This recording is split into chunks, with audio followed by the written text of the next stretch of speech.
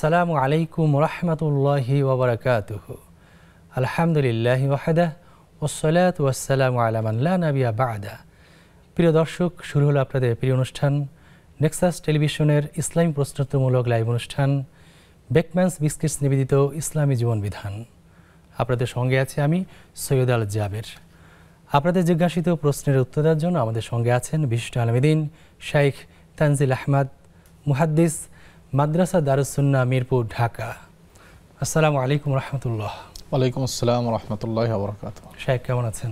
আলহামদুলিল্লাহ, আপনি কেমন আছেন? আলহামদুলিল্লাহ ভালো আছি। আপনাকে স্বাগত জানাচ্ছি আমাদের ইসলামী জীবন বিধান অনুষ্ঠানে। আপনাকে ধন্যবাদ। প্রিয় দর্শক, আমাদের এই অনুষ্ঠানে প্রশ্ন করার জন্য স্ক্রিনে দেখানো নাম্বারটিতে যোগাযোগ করতে পারেন। এছাড়াও নেক্সাস টেলিভিশন ইসলামিক ফেসবুক পেজের কমেন্ট বক্সে প্রশ্ন করতে পারেন। শাইখ, আমরা আজকে নির্ধারিত আলোচনা নিয়ে বিষয়ের উপর কথা বলতে যাচ্ছি। আমাদের আজকে নির্ধারিত বিষয় হচ্ছে যে ঈমান পরীক্ষা হয় সংকটে। মানুষের জীবনে নানা সংকট থাকে, অসুস্থতা থাকে, বিপদ আপদ থাকে।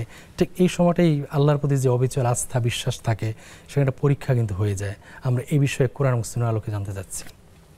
জি আলহামদুলিল্লাহ, ওয়াসসালাতু ওয়াসসালামু আলা রাসূলিল্লাহ, আম্মা বা'দ, ফাউযু বিল্লাহি মিনাশ শাইতানির রাজীম। আহাসিবান নাসু আন ইউতরাকু আন ইয়াকুলু আমান্না ওয়া হুম লা ইফতানুন ওয়া লাকাদ ফাতান্না আল্লাযীনা মিন ক্বাবলিহিম ফালা ইয়া'লামান্না আল্লাহু আল্লাযীনা সাদাকু ওয়া লা ইয়া'লামান্নাল কাযিবিন। আলহামদুলিল্লাহ, প্রিয় দর্শক শ্রোতা যারা আমাদেরকে দেখছেন এই মুহূর্তে, সকলকে আন্তরিক ধন্যবাদ মোবারকবাদ জানাচ্ছি। আজকে আমাদের নির্ধারিত বিষয় ঈমান পরীক্ষা হয় সংকটে। আসলে বিষয়টা হলো, স্বর্ণ না পোড়ালে যেভাবে খাঁটি হয় না, ঠিক একজন ঈমানদার যদি তিনি জীবনের বিভিন্ন ধাপে বিভিন্ন স্থানে ঘাত প্রতিঘাত পেরিয়ে উত্তীর্ণ হতে না পারেন, তাহলেও তিনি খাঁটি ঈমানদার হতে পারবেন না। এই জন্য আল্লাহ তাআলা তার বান্দাদেরকে খাঁটি করার জন্য, তার প্রিয় ভাজন করার জন্য, তার নিকটবর্তী করার জন্য বিভিন্নভাবে আল্লাহ তাআলা আমাদেরকে পরীক্ষা করে থাকেন। যেমনটি আল্লাহ তাআলা পবিত্র কোরআনে বলেছেন, আহাসিবান নাসু আন ইউতরাকু আন ইয়াকুলু আমান্না ওয়া হুম লা ইফতানুন। মানুষেরা কি মনে করে যে তারা মুখে বলবে আমরা ঈমান নিয়ে আসলাম, এই কথার উপরেই তাদেরকে ছেড়ে দেওয়া হবে, তাদের কোনো পরীক্ষায় পড়তে হবে না? অথচ ওয়ালাকাদ ফাতান্নাল্লাযীনা মিন ক্বাবলিহিম, তাদের আগের যারা ছিল, অন্যান্য জাতি যারা ছিল, তাদের মধ্যে যারা ঈমানদার ছিল, আল্লাহকে যারা বিশ্বাস করেছিল, আল্লাহর প্রতি মানুষকে যারা আল্লাহর দিকে মানুষকে দাওয়াত দিয়েছিল, তাদেরকে আমি নানাবিধ পরীক্ষা করেছি। তাদের এই পরীক্ষার ফলে ফালা ইয়া'লামান্নাল্লাহু আল্লাযীনা সাদাকু, যারা সত্যপন্থী, হকপন্থী, সত্যবাদী, যারা আল্লাহর পথ থেকে, হক পথ থেকে একচুল বিন্দুমাত্র বিচ্যুত হয়নি, আল্লাহ তাআলা তাদেরকেও জেনে নিয়েছেন। ওয়ালা ইয়া'লামান্নাল কাযিবিন, আর যারা মিথ্যুক তাদেরকে আল্লাহ তাআলা চিহ্নিত করেছেন। এটা হলো কোরআনিক বক্তব্য। কোরআনে এ সম্পর্কে আরও অনেক বক্তব্য আসছে, সেগুলো আমরা বলবো ইনশাল্লাহ। তো আমাদের এটা মনেই রাখতে হবে যে ঈমান, আমাদের ঈমান কত দৃঢ়, কত শক্তিশালী, বিপদে পড়লেই সেটার পরীক্ষা হয়। ঈমান এনেছি এতটুকু বললেই হবে না, আল্লাহ পরীক্ষা করবে। অবশ্যই পরীক্ষা করার মধ্য দিয়ে তিনি ঈমানের দৃঢ়তা প্রমাণ করতে চান, আসলে কতটা ঈমান সে এনেছে প্রমাণ করতে চান। এবং এই ক্ষেত্রে যারা আসলে দুর্বল ঈমানদার, অথবা আসলেই যারা মূলত ঈমান নিয়ে আসেইনি, অভিনয় করছে, তাদেরকে আল্লাহ তাআলা পৃথক করে দিবেন। এটাও আল্লাহ তাআলা কোরআনেও বলছেন। আল্লাহ তাআলা কোরআনের আরেকটি আয়াতে বলছেন যে আম হাসিবতুম আন তাদখুলুল জান্নাহ, তোমরা কি মনে করেছো যে জান্নাতে প্রবেশ করবে? ওয়ালাম্মা ইয়াতিকুম মাসালুল্লাযীনা খালাউ মিন ক্বাবলিকুম মাসাতহুমুল বা'সাউ ওয়াদ-দাররাউ ওয়া যুলজিলু হাত্তা ইয়াকুলার রাসূলু ওয়াল্লাযীনা আমানু মা'আহু মাতা নাসরুল্লাহ আলা ইন্না নাসরাল্লাহি করিব। তোমরা মনে করেছো জান্নাতে যাবে, অথচ তোমাদের নিকটে বিপদ আপদ আসেনি, যেমনটা এসেছিল তোমাদের আগের জাতিদের উপরে। তাদের উপরে এত মারাত্মক বিপদ এসেছিল যে তারা বিপদের চোটে প্রকম্পিত হয়ে গেছিল, এবং তারা একটা পর্যায়ে যারা নবীগণ এবং নবীদের সাথে যারা ঈমানদার, পাক্কা ঈমানদার যারা, তারা পর্যন্ত বলতে বাধ্য হয়েছিল মাতা নাসরুল্লাহ, আর কখন আল্লাহর সাহায্য আসবে, আর কবে, আর সহ্য হয় না। আল্লাহ তাআলা তাদেরকে জানিয়ে দিয়েছেন আলা ইন্না নাসরাল্লাহি করিব, আল্লাহর সাহায্য অনতিবিলম্বে আসবে, নিকটবর্তী, চিন্তার কারণ নাই, দুশ্চিন্তার কারণ নাই। হাদিসে যদি আমরা দেখি মুসআব বিন সাদ বিন আবি ওয়াক্কাসের ছেলে মুসআব রাহিমাহুল্লাহ, তিনি তার পিতা সাদ বিন আবি ওয়াক্কাস থেকে বর্ণনা করেন। তিনি বলেন, আমি একদিন রাসূলকে জিজ্ঞেস করলাম, ইয়া রাসূলুল্লাহ, আইয়ুন নাসি আশাদ্দু বালাআন, এই দুনিয়ায় সবচেয়ে কোন মানুষেরা সবচেয়ে বেশি পরীক্ষিত হয়, সবচেয়ে বেশি বিপদে পড়ে? নবী সাল্লাল্লাহু আলাইহি সাল্লাম বললেন, আল আম্বিয়া, নবীগণ সবচেয়ে বেশি বিপদের মুখোমুখি হয়েছেন নবীগণ। সুম্মাল আমসাল ফাল আমসাল, এরপর যারা ভালো ইমানদার তারা, তাদের একটু ইমান যাদের কম, এরপর তারা, অর্থাৎ ইউবতালা রজুল আলা হাসাবি দীনি, প্রত্যেক ব্যক্তিকে তার দিন অনুযায়ী পরীক্ষা করা হয়। ফাইন কানা ফি দীনিহি সুলবান ওয়া শিদ্দাতান, যদি তার দিন অত্যন্ত শক্তিশালী হয়, মজবুত হয়, দৃঢ় ইমানের অধিকারী হয়, তাহলে অবশ্যই ইশতাদ্দা বালা, তার পরীক্ষাটাও কঠিন হয়। ওয়া ইন কানা ফি দীনিহি রিক্কাতান, যদি তার দিন হালকা হয়, সামান্য হয়, আর তার পরীক্ষাটাও হালকা হয়। এবং আরেকটি হাদিসে, তিরমিজির আরেকটি হাদিসেই নবী সাল্লাল্লাহু আলাইহি সাল্লাম বলেন, ইন্নাল্লাহা ইযা হাব্বা কওমান ইবতালাহু, আল্লাহ তাআলা যখন কোনো জাতিকে, কোনো সম্প্রদায়কে ভালোবাসেন, পছন্দ করেন, তাদেরকে বিভিন্নভাবে পরীক্ষা করেন। আল্লাহ তাআলা দেখতে চান যে পরীক্ষার মাধ্যমে তারা উত্তীর্ণ হতে পারে কিনা। ফামান রাদিয়া ফালাহুর রিদা, যে এই পরীক্ষায় সন্তুষ্ট থাকে, আল্লাহর প্রতি বিশ্বাস আর দৃঢ়তা থাকে, তার জন্য আল্লাহর পক্ষ থেকেও সন্তুষ্টি। ওমান সাখিতা ফালাহু সাখাত, আর যে ব্যক্তি এক্ষেত্রে রাগ করে বা এটা মেনে নিতে পারে না, তার জন্য আল্লাহর পক্ষ থেকেও ক্রোধ এবং রাগ অবধারিত হয়ে যায়। এই জন্য বিপদে একজন ইমানদারের উচিত হলো প্রথমত সবর করা, আল্লাহর প্রতি সন্তুষ্ট থাকা, এবং সেই বিপদ থেকে শিক্ষা গ্রহণ করা। এটা হলো ইমানদারদের দায়িত্ব এবং কর্তব্য। কেন আল্লাহ তাআলা আমাদেরকে বিপদে ফেলেন? অনেক ভালো ইমানদারদেরকেও, অনেক ভালো লোকদেরকেও বিপদে ফেলেছেন, নবীদেরকে তো বিপদে ফেলেছেন অনেকগুলো। সেখানে আমরা বাকি কথা শুনে এক কল নিয়ে নিচ্ছি। আসসালামু আলাইকুম, কে বলছিলেন? নাম বলে প্রশ্ন করুন। একদম। আসসালামু আলাইকুম দর্শক, কে বলছিলেন? নাম বলে প্রশ্ন করুন। আসসালামু আলাইকুম। ওয়ালাইকুম আসসালাম। বোন, কি প্রশ্ন আছে আপনার? আমার দুটো প্রশ্ন আছে। একটা হলো, আমি যাকাতের টাকা কিছু দিয়েছি আর বাকি 15,000 টাকার মতো বাকি, এখন এই টাকাটা আমি কাকে দিব, এই একটা প্রশ্ন। আর আরেকটা প্রশ্ন হলো, আমার খালা গত বছর কিছু টাকা পাঠালেন, একটা বিভিন্ন কারণে, সমস্যার কারণে আমি টাকাটা বন্যার্তদের মধ্যে দিতে পারিনি, এখন ওই টাকাটা কি করব? এই দুটোই ঠিক আছে, আপনি আমাদের সঙ্গে থাকুন, আমরা প্রশ্ন উত্তরে আসবো ইনশাআল্লাহ। নবীরা সবচেয়ে বেশি পরীক্ষা দিয়েছেন বলছিলেন। জি, আল্লাহ তাআলা কেন পরীক্ষা করেন তার অনেকগুলো কারণ আছে। কোরআনুল কারীমে আল্লাহ তাআলা বলে দিয়েছেন, যেমন ইব্রাহিম আলাইহিস সালামের ব্যাপারে আল্লাহ তাআলা বলেছেন, ওয়াইয বিতালা ইব্রাহিম রাব্বুহু বিকালিমাতিন ফাতাম্মাহুন ক্বালা ইন্নী জাইলুকা লিন-নাসি ইমামা। পরীক্ষার একটা অন্যতম কারণ হলো আল্লাহ তাআলা যাকে নির্বাচিত করতে চান, মনোনীত করতে চান, যাকে অন্যদের চেয়ে শ্রেষ্ঠত্ব দিতে চান, তাকে আল্লাহ তাআলা পরীক্ষায় ফেলেন। যেমনটি আল্লাহ তাআলা ইব্রাহিম আলাইহিস সালামের ব্যাপারে বলছেন যে ইব্রাহিমকে আল্লাহ তাআলা অসংখ্য অগণিত পরীক্ষা করলেন, সবগুলো পরীক্ষায় তিনি উত্তীর্ণ হলেন সফলভাবে। এরপর আল্লাহ তাআলা বললেন, ইন্নী জাইলুকা লিন-নাসি ইমামা, গোটা বিশ্ব মানবতার জন্য ইব্রাহিম আমি আপনাকে ইমাম, নেতা বানিয়ে দিলাম। ক্বালা ওয়া মিন যুররিয়্যাতি, ইব্রাহিম আলাইহিস সালাম তখন দোয়া করলেন, আল্লাহ আমার বংশধর যারা, তাদেরকেও আপনি কবুল করে নেন। আল্লাহ তাআলা বললেন যে লা ইয়ানালু আহদিজ জালিমিন, ঠিক আছে, তবে যারা জালেম, যারা আমার সাথে বিদ্রোহ করবে, এই ওয়াদাটা, এই পুরস্কারটা তাদের জন্য হবে না, নয়। তাহলে পরীক্ষার একটা অন্যতম উদ্দেশ্য হলো যে আল্লাহ তাআলা চান মানুষকে উপরে নিয়ে যেতে, আরো বেশি সম্মানিত করতে, মর্যাদাবান করতে। এটা একটা অন্যতম একটা পরীক্ষা কারণ। আরেকটি কারণ হয় পরীক্ষার, যে আল্লাহ তাআলা যদি শাস্তি দিতে চান, যদি কেউ ভুল কাজ করে, খারাপ কাজ করে, এবং সঠিক পথে যেন সে ফেরত আসে, এই জন্য আল্লাহ তাআলা অনেক সময় পরীক্ষায় ফেলেন, যেন সে সঠিক পথটা নির্বাচন করতে পারে।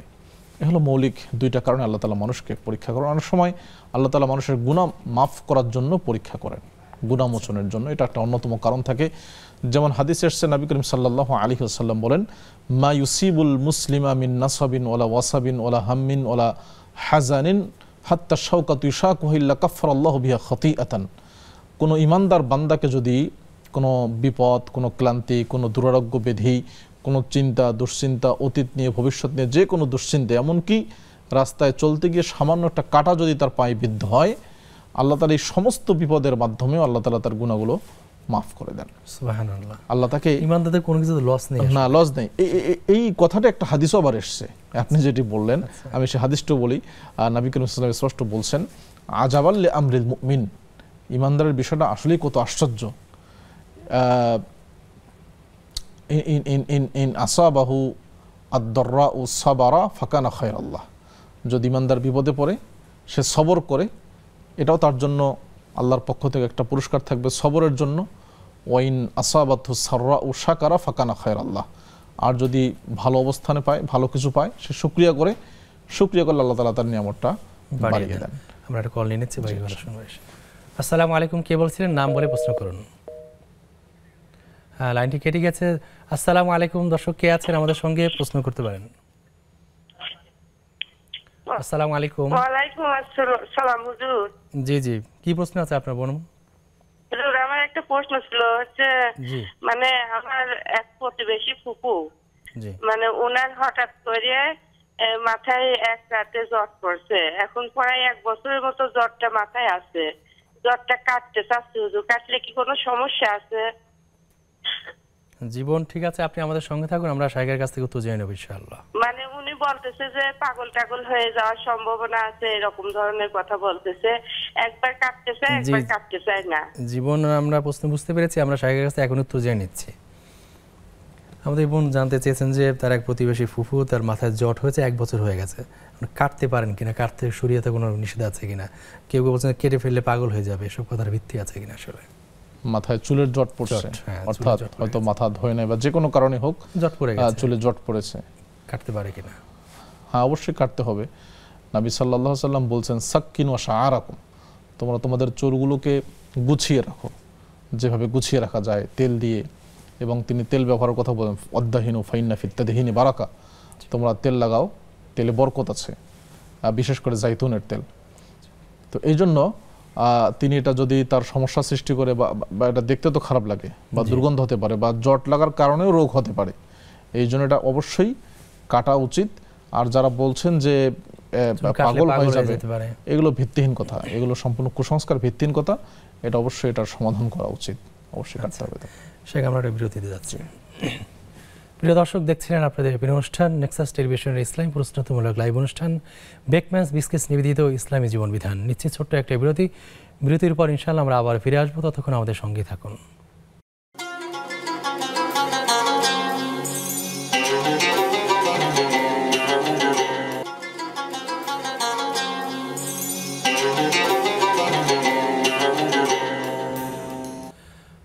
আসসালামু আলাইকুম প্রিয় দর্শক, বিরতির পর আমরা আবার ফিরে এসেছি আপনাদের প্রিয় অনুষ্ঠান বেকম্যানস বিস্কিটস নিবেদিত ইসলামী জীবন বিধানে। শেখ, আমরা বিরতির পর ফিরে এসেছি।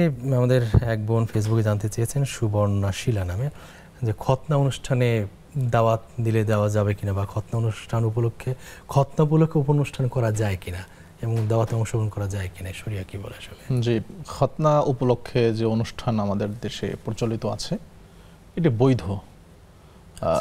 খতনার সাথে এটা সুন্নাহ, কাজেই আপনি এই উপলক্ষে আনন্দে মানুষকে খাওয়াবেন, এটা নিষেধের কিছু নেই শরীয়তে। ভালো কাজ করেছেন, ভালো কাজ, আপনি মানুষকে খাওয়াচ্ছেন, আনন্দ প্রকাশ করছেন। সন্তান যখন হয় তখন অনেকেই খাওয়ায়, সন্তান হওয়ার আনন্দেই মিষ্টি বিতরণ করে, এটাও ভালো, মানুষকে খাওয়ানো নিঃসন্দেহে। এরপরে আকিকার সময় এটা একটা শরীয়ত পন্থায় খাওয়ানোর কথা এসছে। আর একটা হলো যে খাতনা উপলক্ষে, তো সেখানে আপনি অবশ্যই খাওয়াতে পারেন, কোনো সমস্যা নেই। তবে এখানে খাওয়াতে গিয়ে ওই যে টাকা নেয়ার যে বিষয়টা, যাদেরকে আপনি খাওয়াচ্ছেন তাদের কাছ থেকে টাকা নেওয়া, হ্যাঁ, এটা আপত্তিজনক। এটা বাদ দিয়ে যদি আপনি এমনিতেই খাওয়ান মানুষকে, এটাতে মৌলিকভাবে শরীয়তের পক্ষ থেকে কোনো আপত্তি নেই। কেউ যদি হাদিয়া এমনিতে নিয়ে আসে, হ্যাঁ, যদি কেউ নিয়ে আসে স্বেচ্ছায়, তাহলে তো সেটা কিছু নেই, বাচ্চার জন্য নিয়ে আসলো, কোনো সমস্যা নেই হাদিয়া নিতে, আপনি খাওয়ালেন, সে হাদিয়া দিল। কিন্তু এটা একটা মানে আমাদের দেশে যেটা চিঠি দেওয়া মানে কিন্তু একটা বোঝা যাচ্ছে যেখানে আমাকে কিছু দিতে হবে, গিফট একটা দিতেই হবে বাধ্যতামূলকভাবে, এবং সেখানে একটা টেবিল রাখা হয় যে আপনারা এখান থেকে পান খান এবং গিফট দিয়ে যান। হ্যাঁ, তো এটা যদি না রাখা হয় এমনিতেই খাবে, আর যাদের ইচ্ছা বাচ্চাকে গিফট দিল, না হলে নাই, এটাতে কোনো মৌলিকভাবে শরীয়তের কোনো সমস্যা নেই। আপনি মানুষকে খাওয়াবেন, এতে সম্পর্ক উন্নয়ন হবে, আরও ভালো হবে, এটা সমস্যা নেই। আমাদের এক বোন দুটো প্রশ্ন করেছিলেন, তিনি জানতে চেয়েছেন যে তার কাছে কিছু জাকাতের টাকা আছে, কিছু দিয়েছে কিছু বাকি আছে, সে টাকার তিনি কি করতে পারেন? সেই টাকা তিনি গরিব মিসকিনদেরকে দান করবেন। জাকাতের যে 8টা খাত আল্লাহ তাআলা বলছেন সূরা তাওবার 60 নম্বর আয়াতে, সেখান থেকে যে কোনো একটা খাতে দেওয়া যেতে পারে।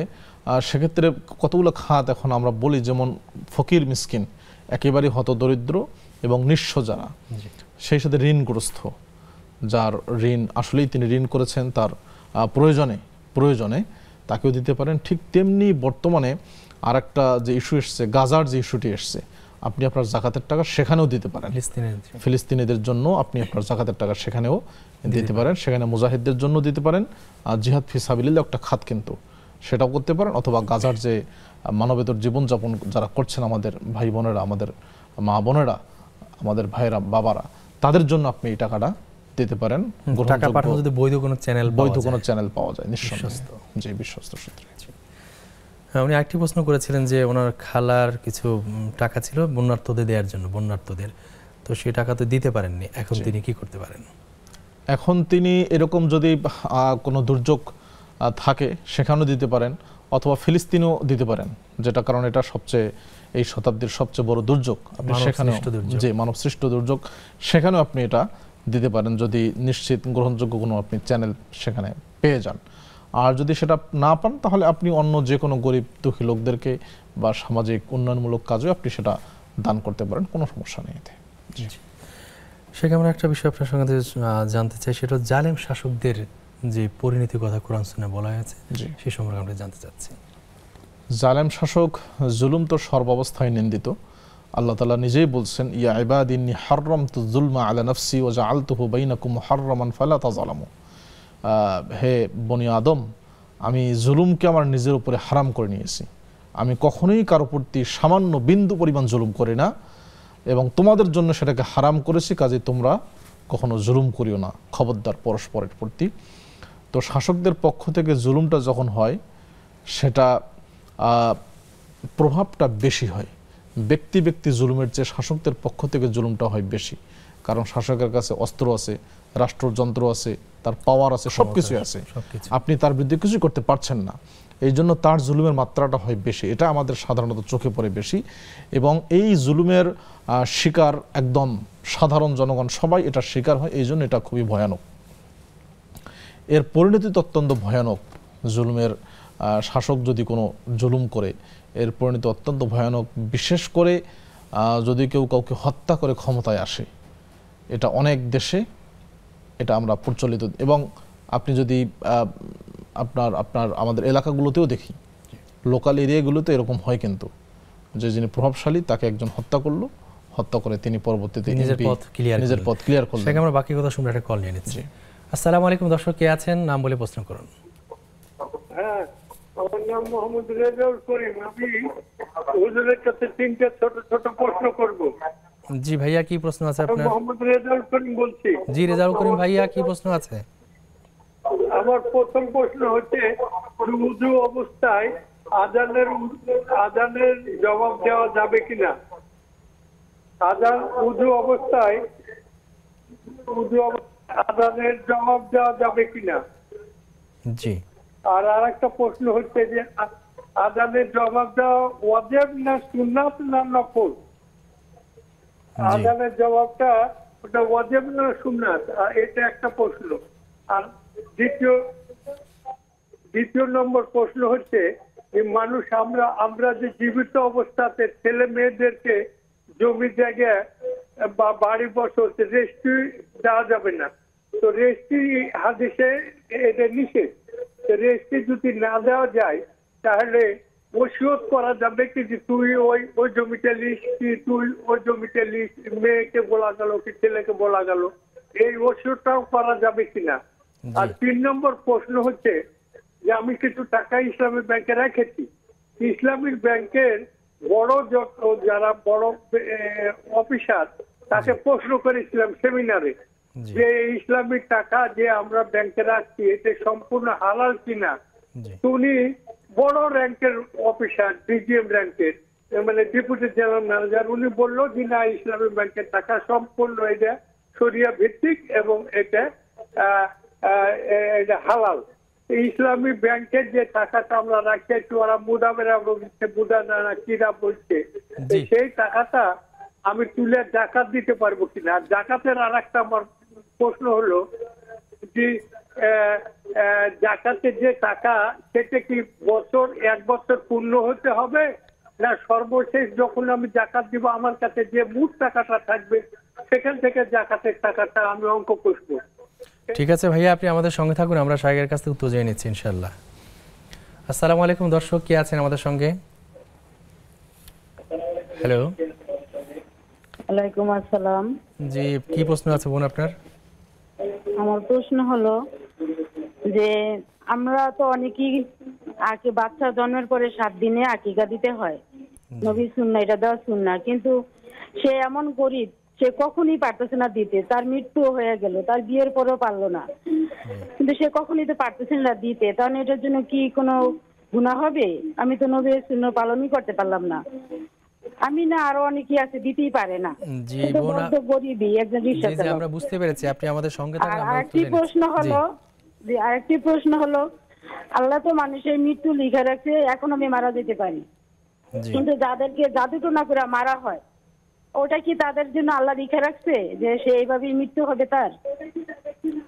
আমার ছেলেটা 20 বছর বয়সে মারা গেছে, জাদুটোনা ডাক্তার অনেক দেখাইছি, পরে জানতে পারলাম ওকে জাদু করে মারা হয়েছে, ব্লাড লিক করছে। এটা কি আল্লাহ লিখে রাখছে আমার ছেলের কাছে, ছেলে ইয়েতে? জি জি বোন, বুঝতে পেরেছি, আপনি আমাদের সঙ্গে থাকুন, আমরা শাহের কাছ থেকে উত্তর জেনে নিচ্ছি। আমাদের কাছে অনেকগুলো প্রশ্ন জমা হয়েছে। আমাদের এক ভাই রেজাউল করিম ভাই 4টি প্রশ্ন করেছেন। জানতে চাইছেন যে উজু অবস্থায় বা উজুহীন অবস্থায় আজানের জবাব দেওয়া যাবে কিনা। উনি হয়তো বলতে চাচ্ছেন উজু করা অবস্থায়। আচ্ছা জি, আজানের জবাব দেওয়ার জন্য উজু শর্ত নয়, আপনি উজু অবস্থায় অথবা বিনা উজুতেও আজানের জবাব দিতে পারবেন, কোনো সমস্যা নেই। ঠিক তেমনি উজু যখন আপনি করছেন, উজু চলা অবস্থায় আপনি আজানের জবাব দিতে পারবেন, এতে কোনো সমস্যা নেই। আজানের জবাব দেওয়া ওয়াজিব, সুন্নাহ, নফল কি আসলে? আজানের জবাব দেওয়া ওয়াজিব।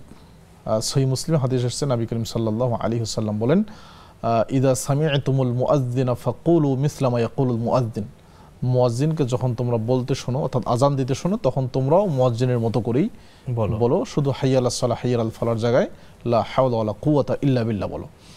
এজন্য আজানের জবাব দেওয়া ওয়াজিব, কারণ আল্লাহ এখানে আদেশ দিয়েছেন, ফাকুলু আমরের শব্দ, আদেশ সুযোগ শব্দ, যে তোমরা জবাব দাও, মুয়াজ্জিনের জবাব দাও, কাজেই আজানের জবাব দেওয়া ওয়াজিব।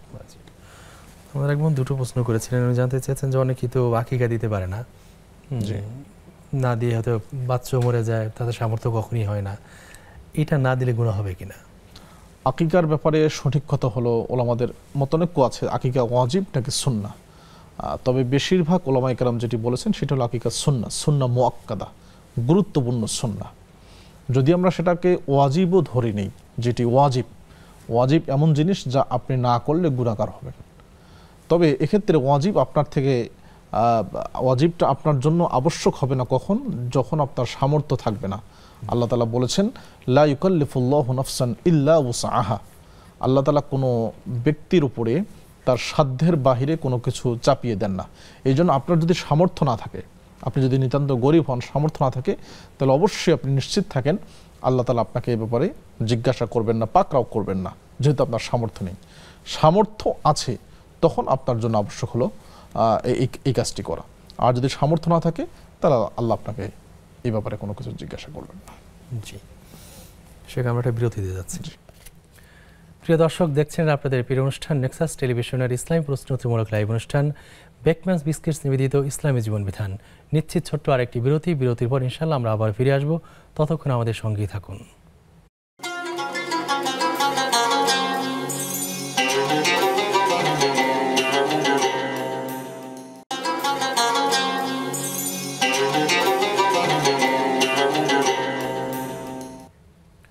আসসালামু আলাইকুম প্রিয় দর্শক, বিরতির পর আমরা আবার ফিরে এসেছি আপনাদের প্রিয় অনুষ্ঠান বেকম্যানস বিস্কিটস নিবেদিত ইসলামী জীবন বিধানে। শেখ, বিরতির পর আমরা ফিরে এসেছি। আমাদের এক বোন একটি প্রশ্ন করেছেন যে মৃত্যু তো নির্ধারিত আমরা জানি, তার ছেলে 2 বছর বয়সে জাদু টোনায় মারা গিয়েছেন, এটাও কি লিখিত ছিল? এবং পাশাপাশি আমরা জাদু টোনার সম্পর্কে ইসলাম আসলে কি বলে একটু জানতে চাচ্ছি। জি, মৃত্যু নির্ধারিত নিঃসন্দেহে, লিকুল্লি উম্মাতিন আজাল, প্রত্যেক জাতি প্রত্যেক ব্যক্তির একটা নির্দিষ্ট নির্ধারিত সময় থাকে। ফাইদা জা আজালুহুম লা ইস্তাখিরুন ওয়া লা ইস্তাকদিমুন, সেই সময় আসলে এর আকপিস একটুও হয় না নিঃসন্দেহে। মৃত্যুর যে ধরন এটাও নির্ধারিত, আমরা হয়তো জানি না, আল্লাহর নিকট অবশ্যই নির্ধারিত। আপনার যে বাচ্চাটি মারা গেছে, আমরা দুঃখ প্রকাশ করছি, আল্লাহ তাকে ভালো রাখুন এবং তার আসলে আপনাদেরকেও যেন পরকালে জান্নাতবাসী করেন, আমিন। তো এই যে জাদুটোটায় মারা যাবে, এটাও আল্লাহর তাকদিরের ফয়সালা নিঃসন্দেহে, এটাও লিখিত আছে। আপনার কর্তব্য হলো সবর করা। যারা এই ঘৃণিত এবং এই কুফরি কাজটি করলেন তারা শাস্তিযোগ্য, অবশ্যই শাস্তি পাবেনই। তাদের জন্য আপনি দোয়া করতে থাকেন, হেদায়েত পায়, আর না হলে যেন তারা এই কাজটি কখনোই করতে না পারে আর অন্য কাউকে বিপদে ফেলতে না পারে। এই জন্য হয়তো তাদেরকে হেদায়েত হোক, অথবা আল্লাহর পক্ষ থেকে যেন তারাও একটা শাস্তি পায়, একটা ফয়সালা হয়ে যায়। তো মৃত্যু নির্ধারিত, মৃত্যুর ধরন নির্ধারিত, সবকিছু আল্লাহ তাআলার ভাগ্যে লেখা আছে। আমাদের উচিত হলো এই ব্যাপারে সবর করা। দ্বিতীয়ত যে বিষয়টি এসছে জাদুটোনা, জাদুটোনার ব্যাপারে এসছে নবী সাল্লাল্লাহু আলাইহি ওয়াসাল্লাম বলেছেন, ইজতানিবুস সামাআল মুবিকাত, তোমরা 7টি মারাত্মক ধ্বংসাত্মক বিষয় থেকে বিরত থাকো। তার মধ্যে একটা, সেখানে 7টার মধ্যে একটা আসছে সেহের, জাদু। জাদুর থেকে তোমরা বিরত থাকো। জাদুটা এটা কুফরি, জাদুগ্রস্ত করা, এবং জাদু দিয়ে জাদুর চিকিৎসা করা, এটাও কুফরি। যদি কেউ জাদুগ্রস্ত হয়, আপনি আরেক জাদু দিয়ে সেটার চিকিৎসা করবেন, সেটাও কুফরি। জাদুর চিকিৎসা করতে হবে কোরআন এবং সুন্নাহ দিয়ে। অনেক কোরআন এবং সুন্নাহের যথেষ্ট চিকিৎসা পদ্ধতি আছে। মানে জাদুর যে প্রভাবে মানুষ মারা যায়, ক্ষতিগ্রস্ত হয়, এগুলো সত্য, ইসলাম স্বীকৃত, এগুলো স্বীকৃত সত্য। যারা জাদু করবে, ইসলামী শরীয়তে তাদের হুকুম তাদের হত্যা করতে হবে। ইসলামী শরীয়তে তাদের হুকুম হলো তারা হত্যাযোগ্য অপরাধী।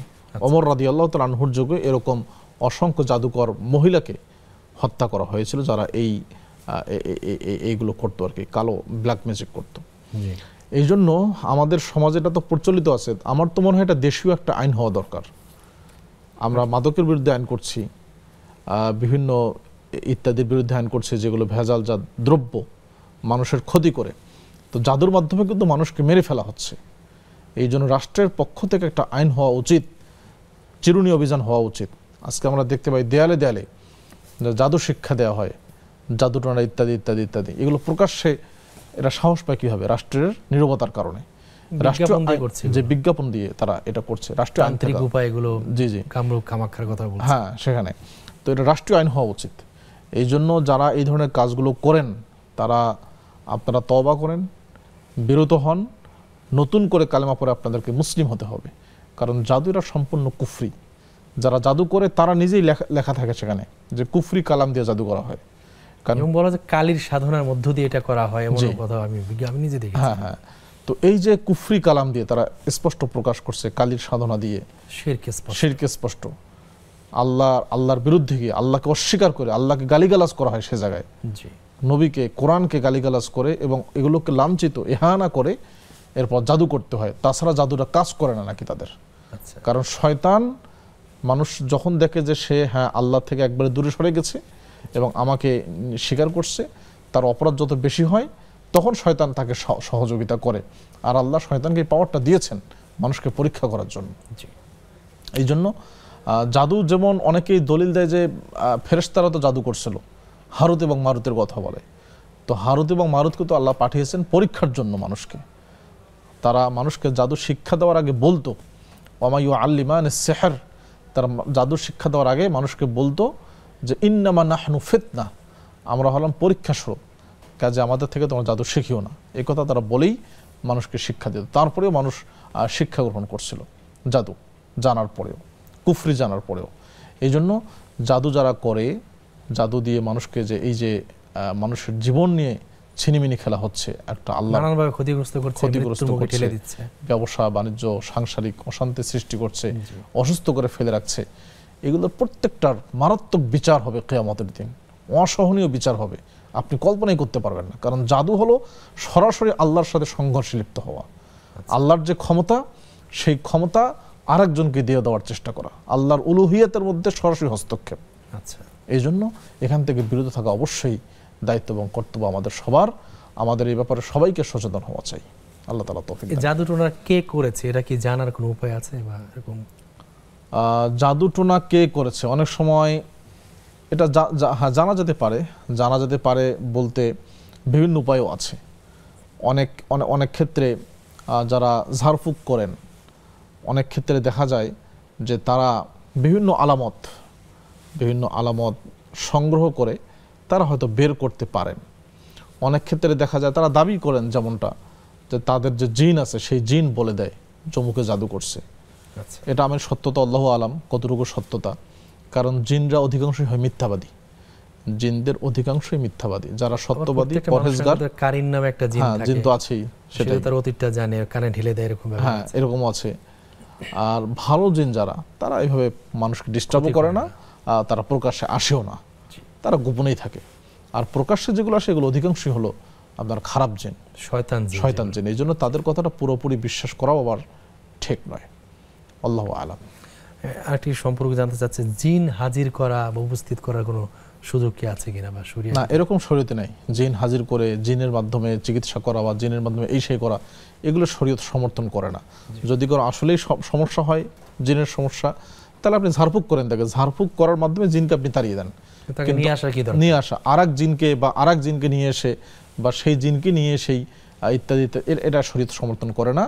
বরং আপনি যে জাদুগ্রস্ত বা জিনগ্রস্ত, আপনি তাকে সরাসরি ঝাড়ফুঁক করেন যেন সেখান থেকে সে মুক্তি পায়। অন্য কোনো জিন দিয়ে বা নিজের জিন দিয়ে বা জিন চালান দিয়ে আপনি তাকে জিন থেকে মুক্ত করার যে প্রচলনগুলো আমাদের সমাজে আছে, এগুলো শরীয়ত সমর্থন করে না। কারণ জিন আলাদা সৃষ্টি, আমরা আলাদা সৃষ্টি, তাদের কর্মক্ষেত্র আলাদা, আমাদের কর্মক্ষেত্র আলাদা, তাদের জগৎ আলাদা, আমাদের জগৎ আলাদা। জি, শেখ আমাদের রেজাউল করিম ভাই অনেকগুলো প্রশ্ন করেছিলেন। তাই তিনি আটটি প্রশ্ন করেছেন যে জীবিত অবস্থায় ছেলে মেয়েকে জমি রেজিস্ট্রি করে দেয়া যায় না। জি, তো তাদের নামে কি ওসিয়ত করা যেতে পারে যে ওই জমিটা তুমি রেজিস্ট্রি করে নিও, এরকম বলা যায় কিনা? নবী সাল্লাল্লাহু আলাইহি ওয়াসাল্লাম বলছেন, লা ওসিয়াতা লিওয়ারিসিন, যে ওয়ারিশ উত্তরাধিকার যে হবে তার জন্য কোনো ওসিয়ত নেই। সেই ওসিয়তটা কার্যকর হবে না। আপনার যারা ওয়ারিশ হবে তাদেরকে আপনি ওসিয়ত করে যেতে পারবেন না। এটা খুবই সেন্সিটিভ বিষয়। যারা ওয়ারিশ হবে না, আপনি তাদেরকে ওসিয়ত করে যেতে পারেন। মনে করেন আপনার একটা ভাতিজা আছে, সে হয়তো আপনার সম্পদের ওয়ারিশ হচ্ছে না আপনার ছেলেমেয়ে থাকার কারণে, অথবা আপনার নাতি আছে, সে আপনার সম্পদের ওয়ারিশ হতে পারছে না আপনার ছেলেমেয়ে থাকার কারণে, তখন আপনি নাতির জন্য ওয়ারিশ করতে পারেন। এটা ভালো, শরীয়ত উৎসাহ দিয়েছে। এই জন্য আপনি যারা উত্তরাধিকার হবেই তাদের জন্য আপনি ওসিয়ত করে যেতে পারবেন না। আপনি তাদেরকে সামগ্রিক একটা নসিহত করতে পারেন যে বাবারা, মায়েরা, তোমরা সম্পত্তিতে যে শরীয়ত যেভাবে বন্টন করছে, তোমরা সেভাবেই পরস্পরের মধ্যে কোনো ঝগড়াঝাটি ছাড়াই বন্টন করবে, এবং শরীয়ত যাকে যতটুকু অংশ দিয়েছে আমি চাই তোমরা সেভাবেই বন্টন করে নেবে, কেউ যেন এখানে ক্ষতিগ্রস্ত না হয়।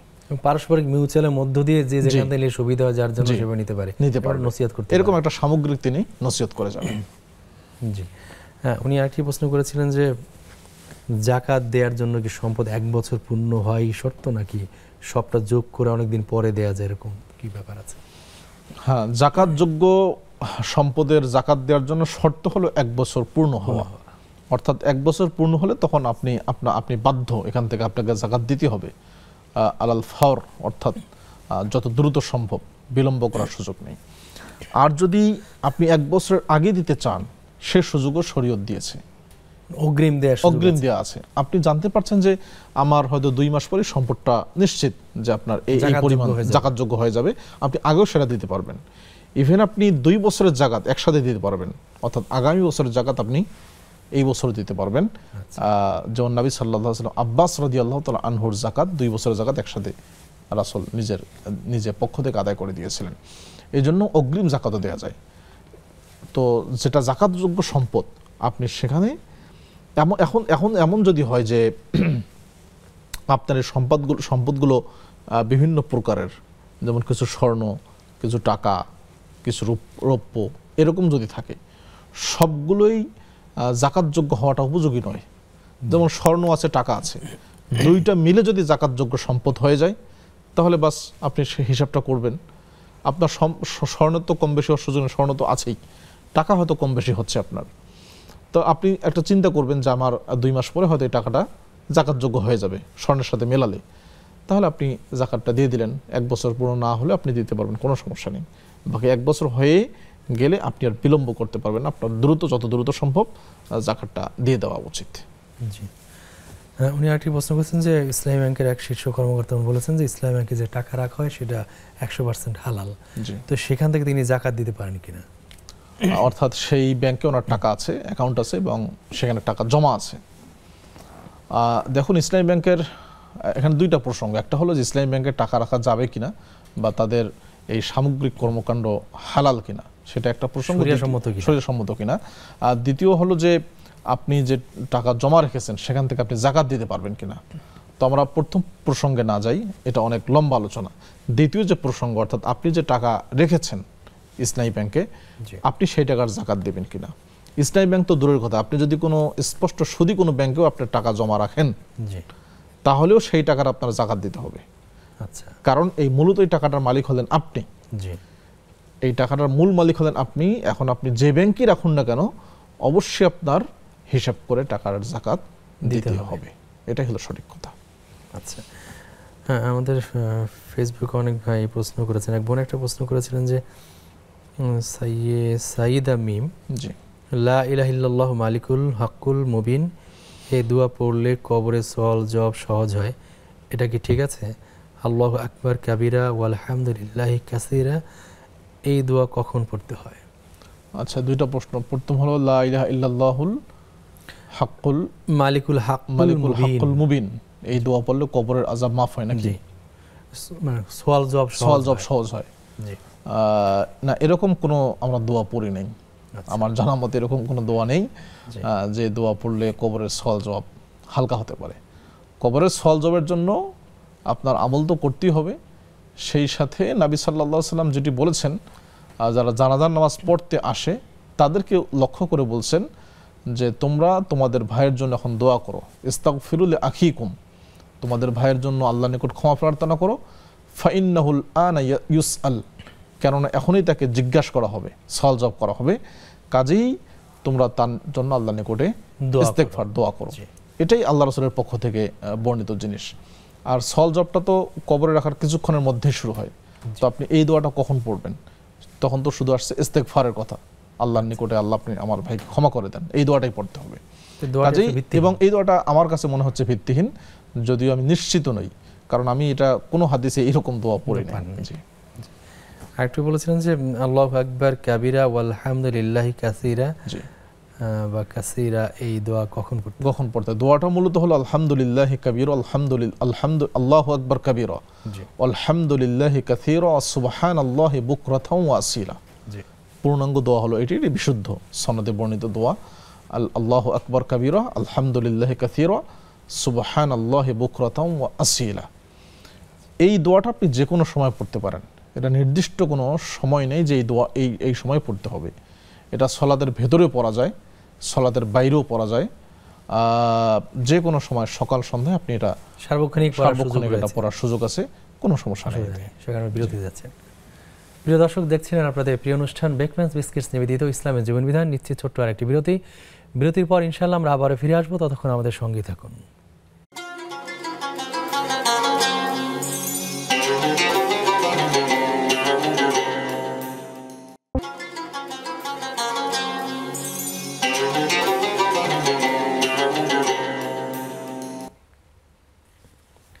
আসসালামু আলাইকুম প্রিয় দর্শক, বিরতির পর আমরা আবার ফিরে এসেছি আপনাদের প্রিয় অনুষ্ঠান বেকম্যানস বিস্কিটস নিবেদিত ইসলামের জীবন বিধানে।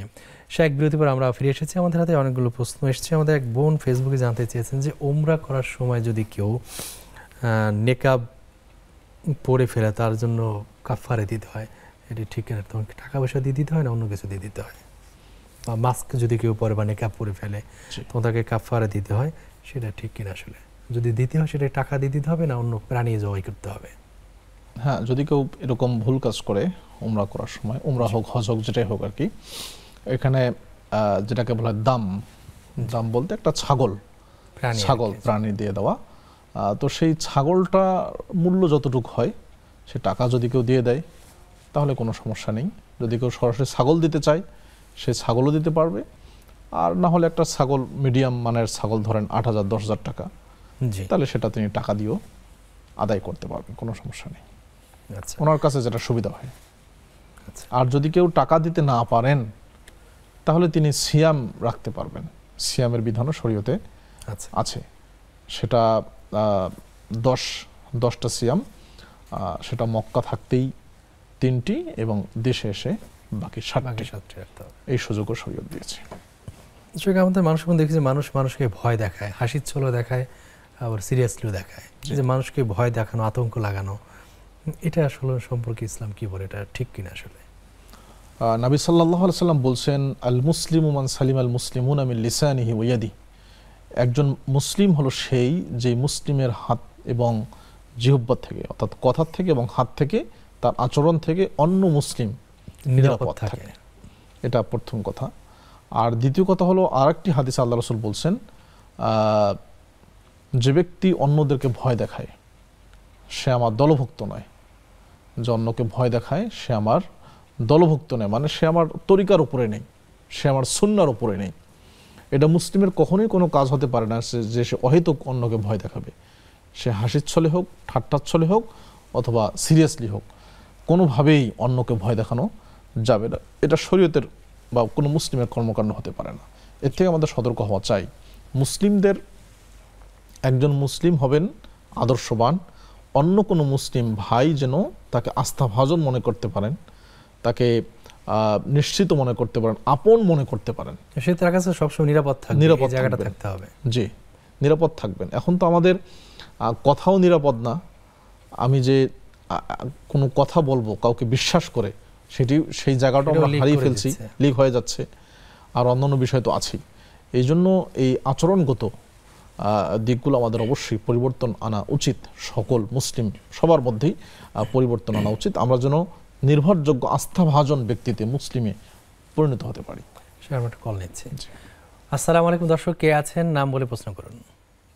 ওয়ালাইকুম আসসালাম, আমি গ্রিনলোড থেকে বলছি। আমি একটু আগে সম্মানিত শায়েখ আপনার ব্ল্যাক ম্যাজিকের কথা বললেন, তো ওই বিষয়ে আমি একটু বলতে চাচ্ছি। সেটি হলো যে আমরা এটাই জানি যে ব্ল্যাক ম্যাজিকটা এতই আল্লাহ পাক ঘৃণা করেন যে এমনও শুনেছি যে যারা এরকম ব্ল্যাক ম্যাজিক করে তাদেরকে ইসলামের খাতা থেকে নাম খারিজ করে দেন একদম আল্লাহ তাআলা। আর এই একটা বিষয়, এটা কতটুকু সত্যি। আর আরেকটা বিষয় জানতে চাচ্ছি, সেটা হলো যে একটা আরবি দোয়া আছে, আমি আরবিটা বলতে পারছি না যদি ভুল হয়ে যায়, এটার বাংলা অর্থটা হলো এরকম যে ইয়া আল্লাহ পাক, মানে যে ব্ল্যাক ম্যাজিক করছেন, ইয়া আল্লাহ পাক তাকে হেদায়েত করে দেন, নয়তো তাকে ধ্বংস করে দেন। এটা কি বলা যাবে যে তাকে হেদায়েত করে দেন, না হলে ধ্বংস করে দেন? এই বিষয়ে জানতে চাচ্ছি। আসসালামু আলাইকুম, আপনি আমাদের সঙ্গে থাকুন, আমরা শাইখের কাছ থেকে উত্তর জেনে নিচ্ছি। আসসালামু আলাইকুম দর্শক, কে আছেন নাম বলে প্রশ্ন করুন। আসসালামু আলাইকুম ওয়া রাহমাতুল্লাহ, হুজুর পাবনা থেকে আব্দুল জব্বার বলছিলাম।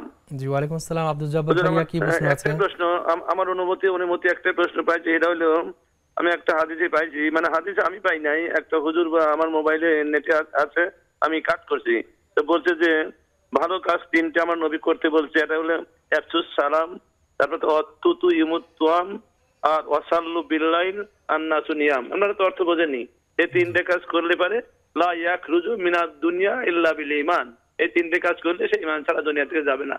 আমি দয়া করে এটা ব্যাখ্যাটা দিবেন, আমি ব্যাখ্যাটা বুঝিনি আর। জি আপনি আমাদের সঙ্গে থাকুন, আমরা জেনে নিচ্ছি শাইখের কাছ থেকে উত্তর। আমাদের এক বোন দুটো প্রশ্ন করেছেন যে যারা ব্ল্যাক ম্যাজিক করেন তারা ইসলাম থেকে খারিজ হয়ে যান। হ্যাঁ অবশ্যই, যদি কেউ বিশ্বাস করে, এটা ব্ল্যাক ম্যাজিককে যদি কেউ বিশ্বাস করে তাহলে অবশ্যই তিনি ইসলাম থেকে বের হয়ে যাবেন, ইসলামে থাকার আর তার কোনো সুযোগ নেই। কারণ আমরা আগেও বলেছি ব্ল্যাক ম্যাজিক মানেই হলো আপনি সরাসরি লড়াই করছেন আল্লাহর সাথে, আল্লাহর ক্ষমতার সাথে। আল্লাহ যে ক্ষমতাগুলো দেখান, আল্লাহ যে ক্ষমতা বলে আপনি সেই ক্ষমতার সাথে আপনার লড়াইটা। আল্লাহ মানুষকে সুস্থ রাখছেন, আপনার ক্ষমতা বলে আপনি উল্টো তাকে অসুস্থ করে দিচ্ছেন। আল্লাহ স্বামী স্ত্রীর মধ্যে মিল রেখেছেন, তার ক্ষমতা বলে আপনি সেখানে অমিল করে দিচ্ছেন আপনার ক্ষমতা বলে, অথবা উল্টোটা। তাহলে সরাসরি এটা লড়াইটা হয় কোনো মানুষের সাথে নয়, আল্লাহর সাথে। এই জন্য আল্লাহর সাথে যদি লড়াই আপনি করেন, ইসলামে থাকার আর কোনো সুযোগ নেই, অবশ্যই ইসলাম থেকে বের হয়ে যাবে যদি কেউ এটাতে বিশ্বাস করে। দ্বিতীয়ত যে প্রশ্ন করলেন যে দোয়া করা, হ্যাঁ উনি বলেছেন যে হে আল্লাহ ব্ল্যাক যারা তারা ধ্বংস পাক, এটা অবশ্যই এটা যে কোনো শত্রুর ব্যাপারে, এটা যে কোনো শত্রুর ব্যাপারেই আপনি এই দোয়াটা করতে পারেন। আল্লাহ যদি তার কপালে হেদায়েত নসিব থাকে তাহলে আপনি তাকে হেদায়েত করেন, আর যদি হেদায়েত নসিব না থাকে তাহলে আপনি তার ষড়যন্ত্রে তাকে ধ্বংস করে দেন। আপনি অবশ্যই দোয়াটি করতে পারবেন, কোনো সমস্যা নেই। এটা যে কোনো শত্রুর ব্যাপারে, শুধু ব্ল্যাক ম্যাজিক যারা করে তারা না, যে কোনো শত্রুর ব্যাপারে আপনি এই দোয়াটি করতে পারেন, কোনো সমস্যা নেই। আর একটা ভাই একটা হাদিসের কথা বলেছেন, তার ব্যাখ্যা জানতে চেয়েছেন। যে হাদিসটা এসছে যে আফসুস সালাম ওয়া তুতিমুত তাআম ওয়া সাল্লু বিল লাইলি ওয়ান নাসু নিয়াম তাদখুলুল জান্নাতা বিস সালাম। তো মানুষকে সালামের প্রচলন করো, ক্ষুধার্তকে খাবার দান করো এবং তাহাজ্জুদের সালাত পড়ো। তাহলে দুইটা শব্দ উনি বললেন, একটা হলো যে একটা শব্দে আসছে যে তুমি নিরাপত্তার সাথে শান্তিময়ভাবে জান্নাতে প্রবেশ করবে, আর একটা হলো দুনিয়া থেকে ঈমান নিয়ে তুমি বের হবে। এটা খুবই চমৎকার একটি হাদিস আমাদের সামাজিকতার জন্য। এই তিনটা ছোট ছোট কাজগুলো কিন্তু একেবারেই ছোট। এখন যদি কেউ বলে যে তিনটা কাজ করলে কি হয়ে যাবে, হ্যাঁ আপনি তিনটা কাজ করেন না। যদি কোনো ব্যক্তি তিনটা কাজ নিয়মিত করে তাহলে অন্যান্য কাজগুলো তিনি অটোমেটিক করবেনই, বাধ্য। যে লোক তাহাজ্জুদের নামাজ পড়বে নিয়মিত, এই লোক অবশ্যই 5 ওয়াক্ত পড়বেন, শর্ত প্রযোজ্য, তা তো অবশ্যই নফল। তো এগুলো অটোমেটিক হবেই। বাকি এগুলো বাদ দিয়ে অতিরিক্ত আর তিনটা কাজ, সালামের প্রচলন করা, সমাজে শান্তি প্রতিষ্ঠা করা, এই জন্য যদি কেউ কাজগুলো নিয়মিত আদায় করেন, নিয়মিত পরিপালন করেন, অবশ্যই তিনি আল্লাহর জান্নাতে যাবেন। শুধু শর্ত হচ্ছে তার ঈমানটা থাকতে হবে, পাঁচ ওয়াক্ত সালাত থাকতে হবে, হালাল খেতে হবে, এগুলো থাকতেই হবে। জি শেখ, আমরা আপনাকে অনেক অনেক কৃতজ্ঞতা জানাই আমাদেরকে সময় দেওয়ার জন্য। আমরা অনুষ্ঠান শেষ পর্যায়ে চলে এসেছি। জাযাকাল্লাহু খাইরান। ওয়া ইয়াকুম, আমাকে আমন্ত্রণ করার জন্য আপনাদেরকে অসংখ্য ধন্যবাদ। শুকরিয়া। প্রিয় দর্শক, দেখছিলেন আপনাদের প্রিয় অনুষ্ঠান নেক্সাস টেলিভিশনের ইসলামী প্রস্তুতিমূলক লাইভ অনুষ্ঠান বেকম্যানস বিস্কিটস নিবেদিত ইসলামী জীবন বিধান।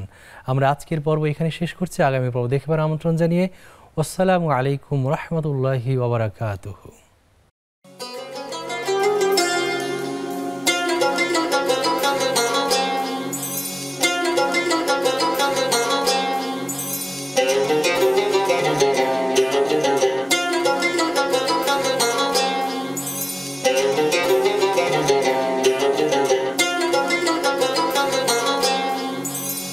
Thank you.